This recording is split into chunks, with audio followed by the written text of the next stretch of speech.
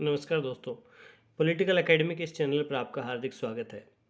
आज हम करेंगे शेखावाटी मिशन 100 2024 कक्षा 12 के पॉलिटिकल साइंस का 5वां अध्याय समकालीन विश्व में सुरक्षा। इससे पहले हम 4 अध्याय कर चुके हैं, तो आइए आज के इस अध्याय को हम शुरुआत करते हैं। समकालीन विश्व में सुरक्षा ये एक बहुत ही इम्पोर्टेंट अध्याय है, क्योंकि परीक्षा में लगभग 5 नंबर के प्रश्न इस पाठ से पूछे जाएंगे। तो आइए इसको शुरू करते हैं। पहला प्रश्न है, रासायनिक हथियार संधि कब हुई? तो रासायनिक हथियार संधि 1992 में हुई थी। अगला प्रश्न है, ओसामा बिन लादेन के नेतृत्व में अलकायदा नामक समूह आतंकी समूह ने 11 सितंबर 2001 को किस देश पे आतंकी हमला किया था? तो ओसामा बिन लादेन ने अमेरिका पे हमला किया था विमान अपहरण करके, और इसको 9/11 भी बोलते हैं, क्योंकि 9 सितंबर को ये हमला हुआ था।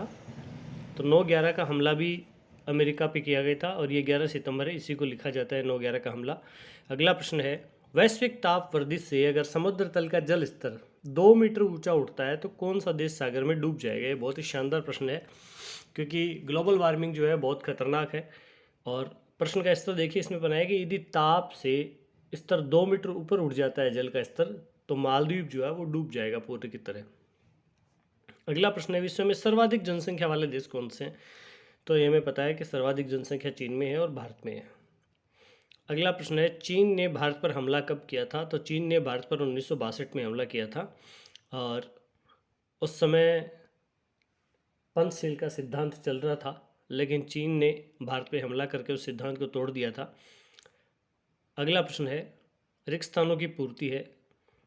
भारत ने खालिस्तान में पहला परमाणु परीक्षण किया था। तो भारत ने 1974 में पहला परमाणु परीक्षण किया था, और ये परमाणु परीक्षण जो है ये भारत ने राजस्थान के पोखरण में किया था, और दूसरा परीक्षण जो है 1998 में वो भी राजस्थान के पोखरण में किया गया था।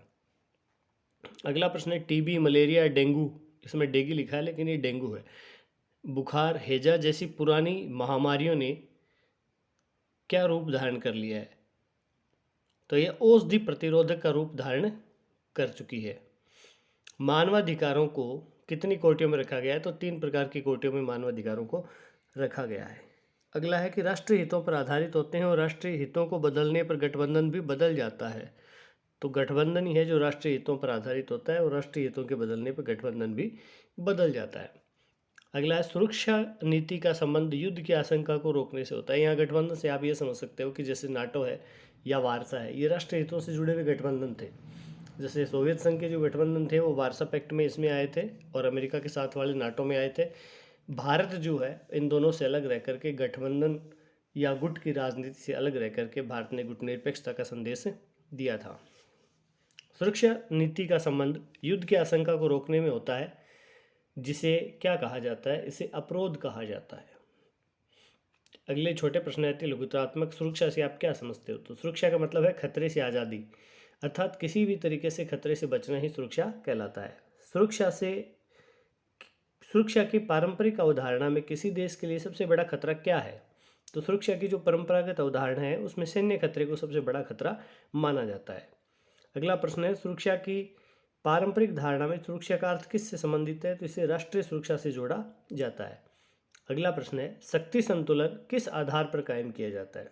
शक्ति संतुलन जो है वो सैन्य शक्ति बढ़ाकर किया जाता है, आर्थिक और प्रौद्योगिक ताकत बढ़ाकर भी कायम किया जाता है। 5वां प्रश्न है, अमेरिका पर आतंकवादी हमला कब हुआ था? तो ये 11 सितंबर 2001 को हुआ था। किसने किया था? तो अलकायदा ने किया था। अलकायदा का मुखिया कौन था? तो ओसामा बिन लादेन अलकायदा का मुखिया था। अगला प्रश्न है, नाटो सैन्य गठबंधन का गठन कब किया गया था? तो नाटो गठबंधन जो है ये अमेरिका के नेतृत्व में पूंजीवादी गुटों ने मिलकर के किया था, और ये हुआ था अप्रैल 1949 में। अगला है, जैविक हथियार संधि BWC, बायो वेपन कॉन्ट्रैक्ट है, ये कब हुआ था, किन देशों के बीच हुआ था? तो ये 1972 में 155 देशों के बीच में हुआ था।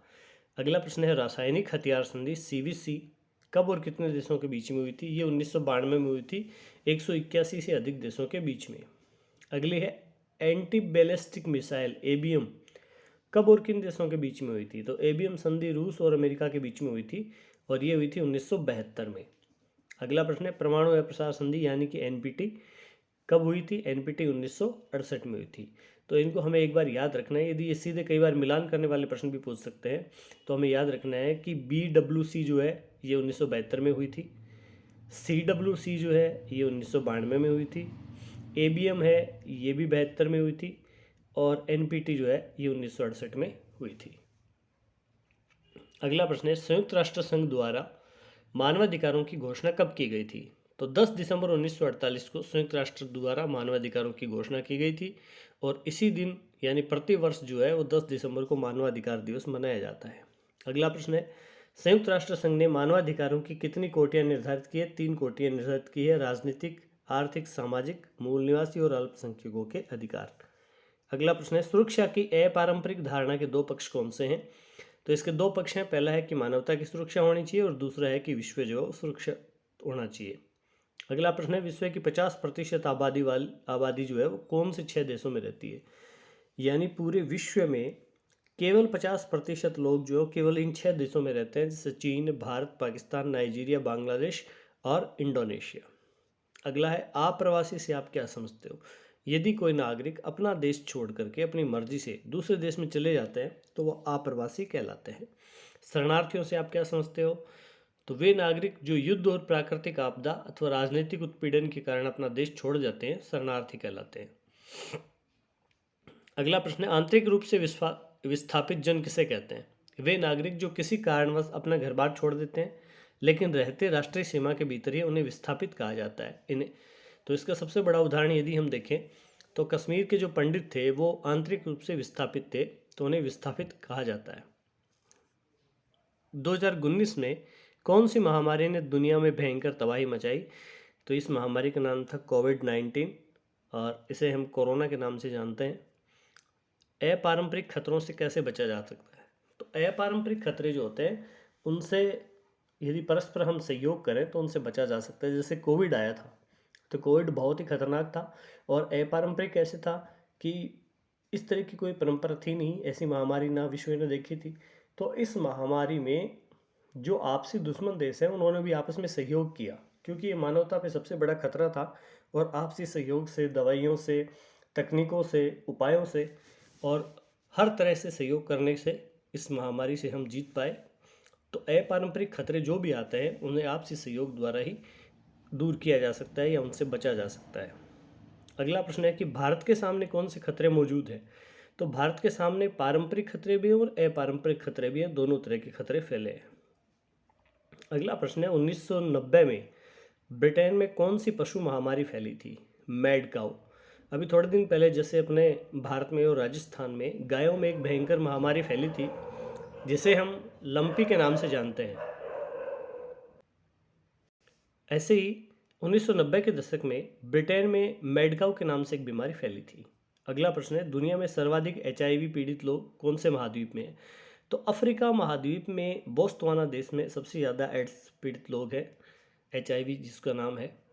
अगला प्रश्न है आतंकवाद सुरक्षा की कौन सी श्रेणी में आता है? तो आतंकवाद जो अपारंपरिक श्रेणी में आता है। अगला प्रश्न है रवांडा में कौन कौन सी जातियों के बीच में हिंसक संघर्ष हुआ था? तो तुत्सी जाति और हुतू जनजाति, वहाँ पे 2 जनजातियाँ हैं जिनके बीच में लड़ाइयाँ चलती रहती हैं, हिंसक संघर्ष होते रहते हैं। तो उन जनजातियों का नाम आपको याद रखना है, एक का नाम है तुत्सी, एक का नाम है हुतू। अगला है सुरक्षा की 2 धारणाएं कौन सी है? तो पारंपरिक और अपारंपरिक 2 धारणाएं है। अब इसमें लघुतरात्मक प्रश्न है सुरक्षा की पारंपरिक धारणा से आप क्या समझते हो? सुरक्षा की पारंपरिक धारणा में सुरक्षा का अर्थ राष्ट्रीय सुरक्षा से लिया जाता है। इस धारणा में सैन्य खतरे को किसी देश के लिए सबसे ज़्यादा खतरनाक माना जाता है। इस खतरे में कोई देश धमकी देकर के संप्रभुता, स्वतंत्रता, क्षेत्रीय अखंडता जैसे केंद्रीय मूल्यों के लिए खतरा पैदा करता है। सुरक्षा की इस धारणा में युद्ध के साथ साथ आंतरिक अशांति से भी युद्ध का खतरा उत्पन्न होता है। इस प्रकार के खतरों से अधिकतर विकासशील और गरीब देश पीड़ित होते हैं।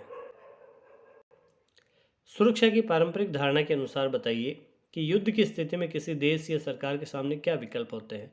युद्ध की स्थिति में किसी देश या सरकार के सामने 3 विकल्प होते हैं। पहला विकल्प होता है आत्मसमर्पण करना, यानी दूसरे की पक्ष को बात को मान लेना बिना किसी युद्ध के। दूसरा होता है युद्ध से होने वाले विनाश को इस हद तक बढ़ाने के संकेत देना कि दूसरा पक्ष सहम कर हमला करने से बाज आए। और तीसरा है कि अपनी रक्षा करना, यानी हमलावर देश को पराजित कर देना। तो जो पहली धारणा है सुरक्षा की, जो पारंपरिक धारणा, उसमें सबसे बड़ा सुरक्षा का कारण ये होता था कि बाहरी हमले होते रहते थे।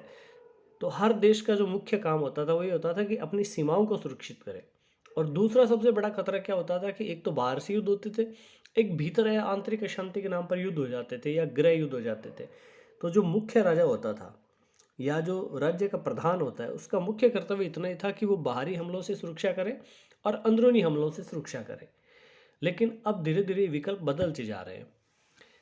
अगला प्रश्न है, शक्ति संतुलन से आप क्या समझते हैं, इसे कैसे कायम किया जा सकता है। तो शक्ति संतुलन जो है, इसका सामान्य अर्थ होता है अपनी शक्ति को पड़ोसी देशों या दुश्मन राष्ट्रों के बराबर कर लेना। शक्ति संतुलन स्थापित करने के लिए एक देश हमेशा अपनी शक्ति को उस देश के बराबर करने की कोशिश करता है जिससे उसे हमले या युद्ध की आशंका होती है। जैसे चीन से परमाणु डर को दूर करने के लिए भारत ने परमाणु हथियार बनाए, भारत से डर करके पाकिस्तान ने परमाणु हथियार बनाया। तो इसे ही शक्ति संतुलन कहा जाता है। इसमें क्या होता है, सैन्य शक्ति को बढ़ा करके कायम किया जाता है, लेकिन सैन्य शक्ति के अलावा भी, जैसे मान लो औद्योगिक है, आर्थिक ताकत है, इसके माध्यम से भी शक्ति संतुलन कायम होता है। जैसे जापान ने इस प्रकार की तकनीक अपना करके अपने आप को शक्ति संतुलित किया है। अगला प्रश्न है, वर्तमान में मौजूद एक सैन्य गठबंधन का नाम लिखिए और उसका उद्देश्य बताइए। तो नाटो जो है ये अप्रैल 1949 में अमेरिका द्वारा बनाया गया था और इसका उद्देश्य जो है वो गठबंधन के सभी देशों की सैन्य सहायता करना है। गठबंधन के देशों का सहयोग करते हुए सांस्कृतिक, आर्थिक, राजनीतिक विकास के लिए लगातार प्रयास करना है। अगला प्रश्न है, निशस्त्रीकरण और नियंत्रण के बारे में बताइए। निशस्त्रीकरण का सामान्य अर्थ होता है हथियारों के निर्माण पर रोक। यहाँ मैं आपको एक नई चीज़ और बताना चाहता हूँ। इसमें शब्द दिया है निशस्त्रीकरण। पॉलिटिकल साइंस में दो शब्द चलते हैं, एक का नाम है निशस्त्रीकरण जिसका मतलब है हथियारों के निर्माण पर रोक, दूसरा होता है निरस्त्रीकरण यानी कि जो हथियार बन चुके हैं उनको नष्ट कर देना। तो ये भी शस्त्र नियंत्रण में भी आता है। तो निशस्त्रीकरण का मतलब है हथियारों के निर्माण पर रोक, यानी जब विभिन्न देश कुछ विशेष प्रकार के हथियारों के निर्माण पर रोक लगाई जाती है तो इसे निशस्त्रीकरण कहा जाता है। इससे संबंधित दो संधियाँ हुई थी, जैसे BWC जैविक हथियार संधि और CWC यानी केमिकल वेपन कॉन्ट्रैक्ट, और ये जो है ये हुई थी रासायनिक हथियार संधि। तो BWC और CWC ये दोनों निशस्त्रीकरण से संबंधित है। इसी प्रकार अस्त्र नियंत्रण है, कुछ विशेष देशों द्वारा विशेष प्रकार के हथियारों पर प्रतिबंध लगाया जाता है और उनसे संबंधित कानून कायदों का पालन करना पड़ता है। तो शीत युद्ध के दौरान अमेरिका और सोवियत संघ ने शस्त्र नियंत्रण अपनाया था। इस अस्त्र नियंत्रण में एंटी बैलिस्टिक मिसाइल संधि जो थी ABM और परमाणु अप्रसार संधि यानी कि NPT जो है ये अपनाई गई थी। तो ये दोनों अस्त्र नियंत्रण है और निशस्त्रीकरण का मतलब है हथियारों के निर्माण पर रोक। अगला प्रश्न है, सुरक्षा की अपारंपरिक धारणा से आप क्या समझते हो। तो सुरक्षा की जो अपारंपरिक धारणा है उसके अनुसार मानव समुदाय को सबसे बड़ा खतरा जो होता है वो युद्ध अशांति से नहीं बल्कि विभिन्न प्रकार की महामारियों से होता है, पर्यावरणीय समस्याओं से होता है, गरीबी से होता है, आतंकवाद से होता है, मानवाधिकारों के हनन से होता है, प्राकृतिक आपदाओं से होता है। और इन खतरों से कोई एक देश नहीं पूरी मानवता प्रभावित होती है। जो पुरानी धारणा थी उसमें केवल इतना ही था कि सबसे बड़ा खतरा मानव जीवन को है वो युद्ध से होता है, युद्ध चाहे बाहरी हो चाहे आंतरिक हो। लेकिन जो नई धारणा है उसको हम अपारंपरिक धारणा कहते हैं। इसका मानना ये है कि युद्ध से उतने लोग नहीं मरते हैं जितने महामारियों से मर जाते हैं, जितने रोड एक्सीडेंट से मर जाते हैं, जितने गरीबी से मर जाते हैं, जितने आतंकवाद से मर जाते हैं। तो ये ज़्यादा बड़ी समस्याएं हैं और इनसे कोई एक देश नहीं बल्कि पूरी दुनिया प्रभावित है। जैसे ताज़ा उदाहरण हमारे सामने था कोविड का। तो सुरक्षा की दो धारणाओं में जो नई धारणा है उसको हम अपरंपरागत धारणा कहते हैं। अगला प्रश्न है, विश्व स्तर पर महामारियां फैलने के कारण बताइए। तो सबसे बड़ा कारण तो ये है कि एक आप्रवास बढ़ गया है, व्यवसाय है, पर्यटन है, सैन्य अभियानों के जरिए तेज़ी से एक दूसरे में फैलते हैं। तो जब वैश्वीकरण होता है तो वो सारी चीज़ों का होता है, चाहे वो बीमारियाँ ही हो। अगला प्रश्न है, सहयोग मूलक सुरक्षा से आप क्या समझते हैं। सहयोग मूलक सुरक्षा का सामान्य सा अर्थ है विश्व के सभी देशों द्वारा एक दूसरे देश का सहयोग करते हुए खतरों से सुरक्षित करना। वर्तमान विश्व में अपारंपरिक प्रकार के खतरे मौजूद हैं। इनसे सुरक्षा तभी हो सकती है जब विश्व के सभी देश आपस में एक दूसरे का सहयोग करें। सहयोग मूलक सुरक्षा में सुरक्षा के अंतिम उपाय के रूप में बल प्रयोग किया जाता है। इसमें अगला प्रश्न पूछा है कि भारत की रणनीतियां बताएं। तो भारत की रणनीति ये है कि एक तो अपनी सैन्य क्षमता को मजबूत करना, दूसरा देश की आंतरिक समस्याओं का हल करना, तीसरा है आर्थिक असमानता को दूर करना, और चौथा है अंतर्राष्ट्रीय कानूनों और संस्थाओं को मजबूत करना। अगला प्रश्न है सुमेलित करने वाला प्रश्न है। तो पहला है विश्वास बहाली। इससे आप क्या समझते हैं? तो विश्वास बहाली का मतलब है कि राष्ट्रों के बीच में सुरक्षा मामलों पे सूचनाओं के आदान प्रदान की नियमित प्रक्रिया होती रहनी चाहिए, जिससे हमें विश्वास दो देशों के अंदर बना रहता है। अगला है शस्त्र नियंत्रण। कुछ खास हथियारों के इस्तेमाल से हमें परहेज करना होता है। शस्त्र नियंत्रण में जो शस्त्र इस्तेमाल नहीं किए जाने उनसे परहेज किया जाता है। गठबंधन का मतलब है सैन्य हमले की स्थिति से निपटने के लिए अथवा अपरोध के लिए कुछ राष्ट्रों से आपस में मेल करना ही गठबंधन कहलाता है। निशस्त्रीकरण का मतलब है हथियारों के निर्माण अथवा उनको हासिल करने पे अंकुश लगाना। तो देखिए इसमें